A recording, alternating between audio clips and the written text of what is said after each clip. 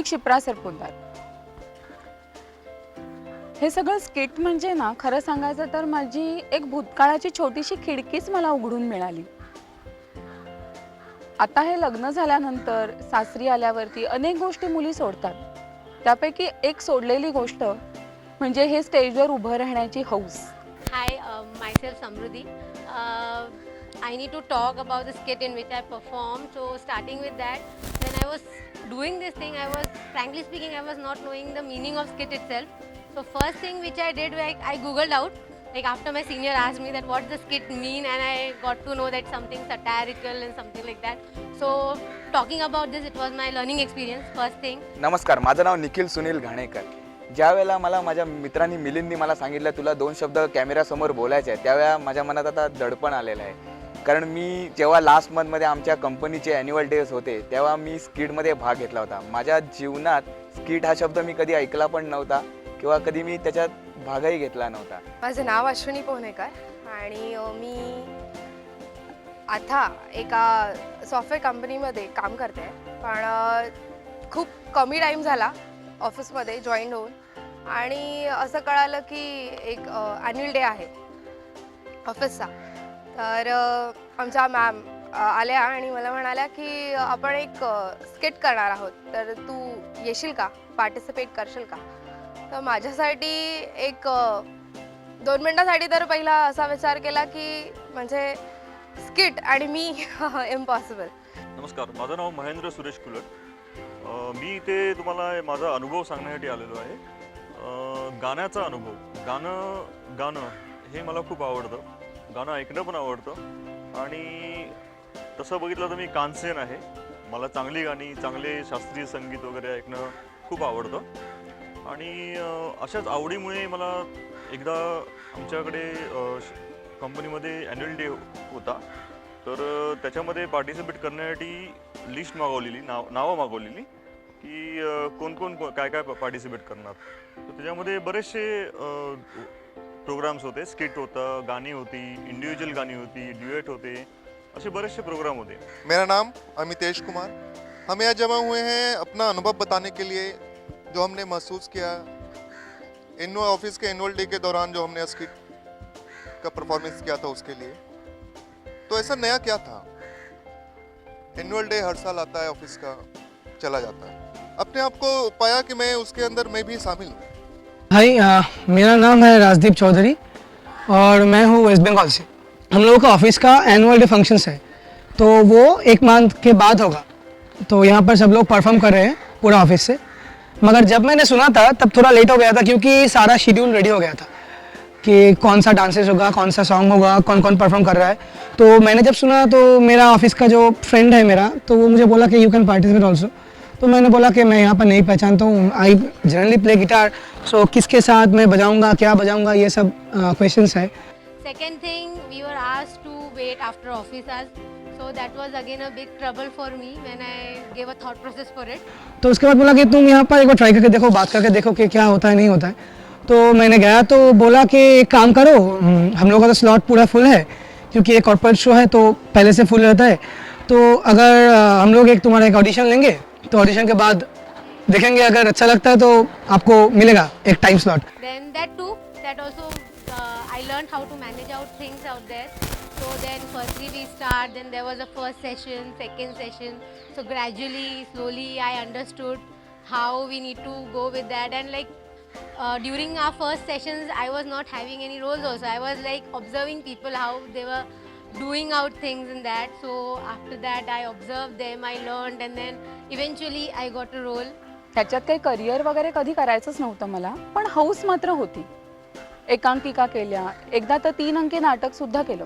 पुढे कधी तशी संधीही मिळाली नाही, तसा कधी वेळही मिळाला नाही. यावर्षी असं झालं की स्किटसाठीच्या काही एंट्रीज ऑफिसमध्ये मागवल्या ॲन्युअल डेसाठी. असं ठरवलं की मी एखादं गाणं गाणार आणि त्यासाठी मी विचार करू लागलो. तर माझं मन होईना की म्हणजे मी जर गाणं गायलं तर लोकांना आवडेल नाही आवडेल, कसं असेल, फर्स्ट रिॲक्शन कसं असेल. तर मी त्याच्यासाठी प्रयत्न केला. प्रयत्न म्हणजे काय केलं तर आजूबाजूचे माझे कलिग्स होते जे बसलेले होते सगळे, त्यांना मी आधी एखादं गाणं गुणगुणून दाखवलं तर ते म्हटले काही वाईट नाही आहे, म्हणजे अगदीच वाईट नाही आहे, तुम्ही गाऊ शकता म्हणून. तर तरी पण माझं धैर्य होईना की मी गावं की न गावं की नाही गावं. तरी पण नाही हो करता करता गाण्यासाठी नाव देऊन टाकलं. काय करू, डान्स करू की स्किट करू? तर नंतर असं वाटलं की नाही, दोन्हीच बघूया, ट्राय करूया. चालू झालं प्रॅक्टिस वगैरे सगळं. आणि ॲक्टिंग म्हणजे तर माहीतच नव्हतं काय आहे करून. मला लहानपणापासून क्रिकेट आणि फुटबॉल हे माझे आवडते छंद होते. आणि जेव्हा मी स्किटमध्ये माझं नाव देण्यात आलं तेव्हा मी नर्वस होतो, कारण मी स्किट हा शब्द मला नवीन होता. मी कधी केलं नव्हतं असं काहीच. आणि डान्सिंग वगैरे ठीक होतं एका पॉईंट ऑफ टाईमला, पण स्किट वगैरे तर नव्हतं. स्किट जब किया मैंने तो ऐसा होने के लिए एक माध्यम बना, जिसके द्वारा मैं अपने आप को महसूस कर रहा था कि मैं भी इस सेलिब्रेशन का पार्ट हूँ. ये मुझ में उत्साह था कि मैं जाऊँ और जो स्किट का परफॉर्मेंस है उसके लिए दोबारा तैयारी करूँ. I got a full length dialogue in that, so that was my first time I have delivered any dialogue. And I had never been onto stage like in my college days or especially in my working field. So that also helped me to overcome my stage fear. So talking about other things, like I got to know my colleagues whom I used to barely talk. Now we used to sit like 1 hour, 2 hour discussing out things, doing practice, and then giving each other suggestions and like criticizing also. So that was also part of that. So then I was like, there was a bit awe and fear of my seniors. So after my senior asked me, like I got to know them, like they are also not that much like the way I was very much fearful of them. So they were not like that. So they were like very suggestive kind of people. Like they were used to make me understand how to do things. So म्हणजे आपण एखादं गाणं गाऊन बघावं तरी एक, म्हणजे कोणतीही गोष्ट माणसासाठी, एखाद्या माणसासाठी पहिल्यांदा असतेच, फर्स्ट टाइम कधीतरी असतंच. तर ते आत्ता का नसावं, मी का न करावं. पण नंतर असं वाटलं की मी करू शकेन का, नीट करू शकेन का. कारण की जी गोष्ट आपल्याला माहीत नसते आणि ती गोष्ट करायची म्हटली तर थोडं दडपणच येतं. कारण मला अजूनही कॉन्फिडन्स नव्हता की मी काय करीन. त्यावेळी पण माझं मला विश्वास नव्हता की मी गाऊ शकेल किंवा काही. पण मिलिंद होता माझ्याबरोबर. मिलिंद म्हटलं तुम्ही नाव द्या, बाकी सगळं तुम्ही माझ्यावर सोडा, तुम्ही गाऊ शकता म्हणून, तुम्ही चांगलं गाणार म्हणून. त्यांनी इतक्या इझिली हो म्हटलं, कौतुकच वाटलं. कारण आम्ही सगळे अमॅच्युअर्स, असं इतक्या सगळ्या अमॅच्युअर्सना घेऊन काही करणं हे त्याच्यासाठी मोठं जिकिरीचं आणि अतिशय त्याचं सहनशक्तीची परिसीमा गाठणारं ठरलं असतं. पण त्यांनी सुद्धा उत्साहाने प्रतिसाद दिला आणि मग सुरू झाला Hunt.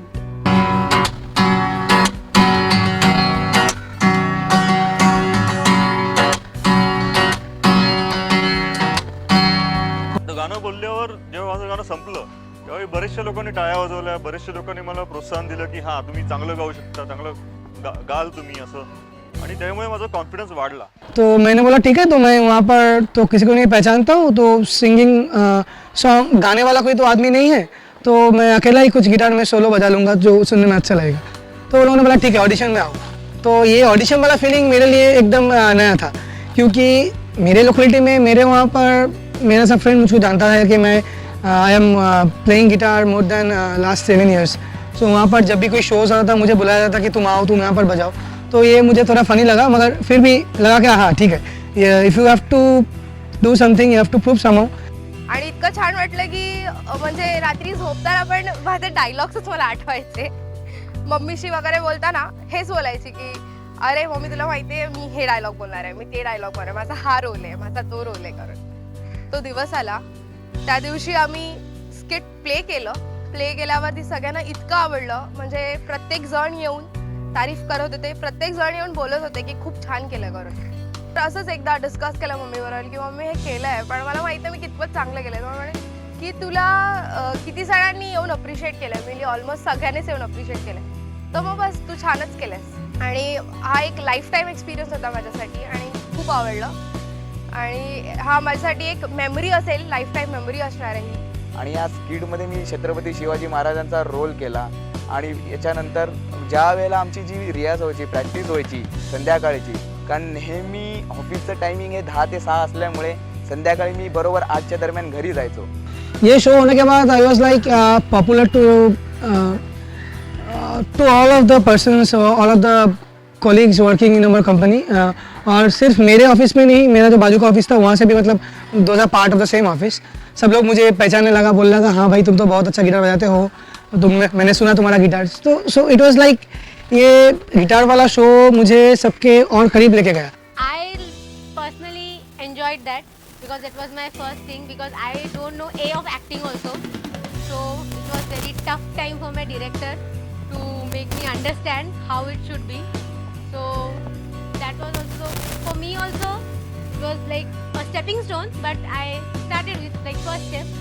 Now let's see what's in store for me in future, and I hope I'll do it nicely or something like that. म्हणून आणि या स्किट माध्यमातून मला शिकण्यासारखं म्हणजे सर्वात प्रथम म्हणजे मला नवीन मित्र मला मिळाले.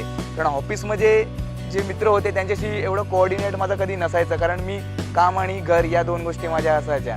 परंतु या स्किट माध्यमातून मला मॅडम ज्या माझ्याबरोबर काम करत होत्या त्यांच्याशी सहभाग करता आला आणि खूप काही शिकण्यासारखं मध्ये स्किट म्हणजे खूप मेहनत असं वाटायचं पहिला.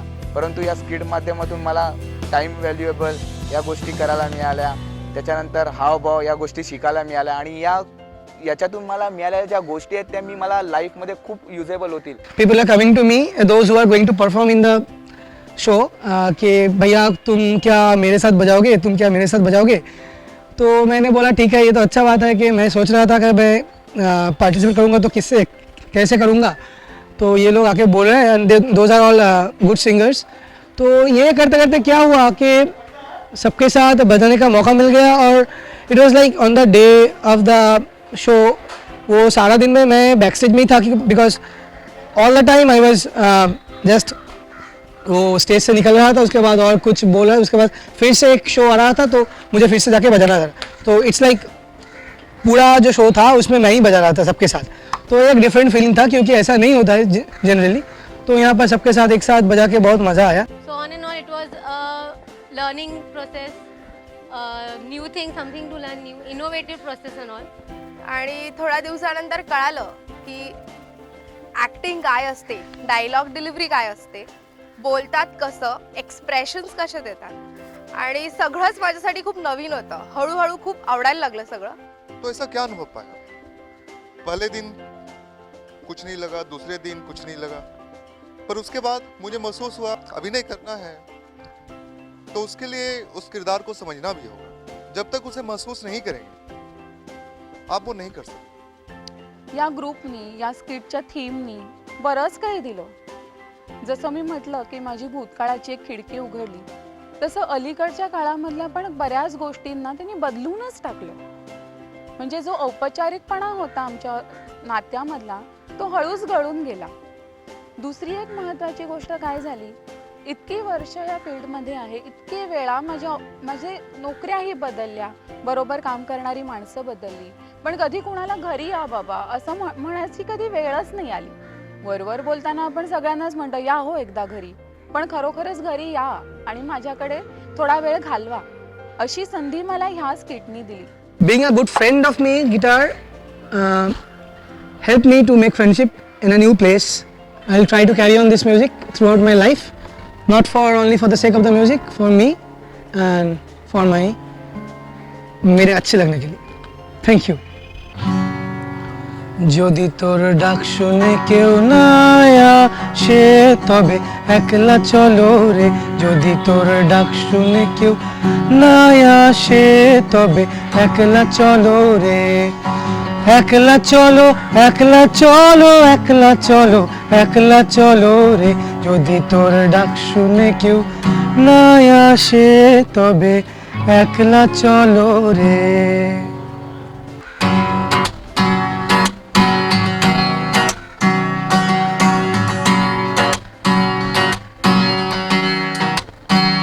ও আমার ভিতর বাহিরে অন্তরে অন্তরে আছো তুমি হৃদয় জুড়ে, আমার ভিতর বাহিরে অন্তরে অন্তরে আছো তুমি হৃদয় জুড়ে হে হে।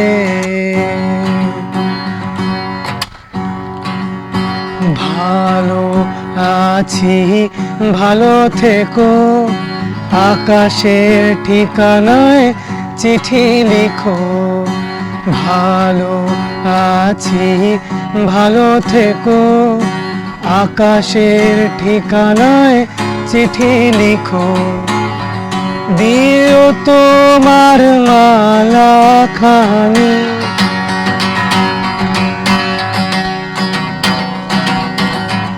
দিও তোমার মালা খানি, বাহুলের ওই অন্দরে আমার ভিতর বাহিরে অন্তরে অন্তরে আছো তুমি হৃদয় জুড়ে। আমার ভিতর বাহিরে অন্তরে অন্তরে আছো তুমি হৃদয় জুড়ে। হৃদয় জুড়ে আমার ভিতর বাহিরে অন্তরে অন্তরে আছো তুমি হৃদয় জুড়ে।